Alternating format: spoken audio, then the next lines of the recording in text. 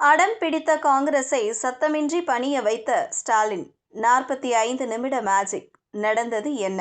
தமிழக அரசியலில் கடந்த சில நாட்களாகவே ஹாட் டாபிக்காக இருந்த காங்கிரஸ் கட்சியின் அதிகார பகிர்வு விவகாரம் ஒரு வழியாக முடிவுக்கு வந்திருக்கிறது. நேற்று அறிவாலய வட்டாரத்தில் நடந்த அந்த விறுவிறுப்பான 45 நிமிட சந்திப்பு கூட்டணிக்குள் இருந்த அத்தனை சலசலப்புகளுக்கும் ஃபுல் ஸ்டாப் வைத்துள்ளதாக திமுக தரப்பு வட்டாரங்கள் தெரிவித்துள்ளன.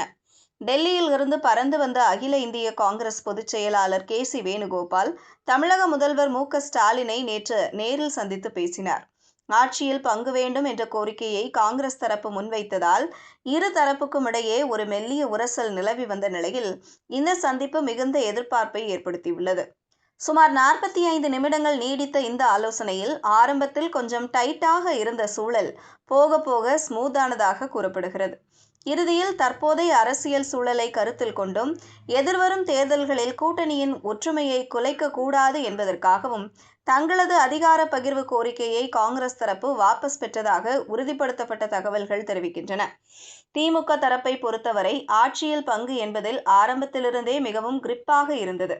கூட்டணி தர்மம் என்பது வேறு, அதிகார பகிர்வு என்பது வேறு என்பதில் முதல்வர் ஸ்டாலின் மிக தெளிவாக இருந்ததாக தெரிகிறது.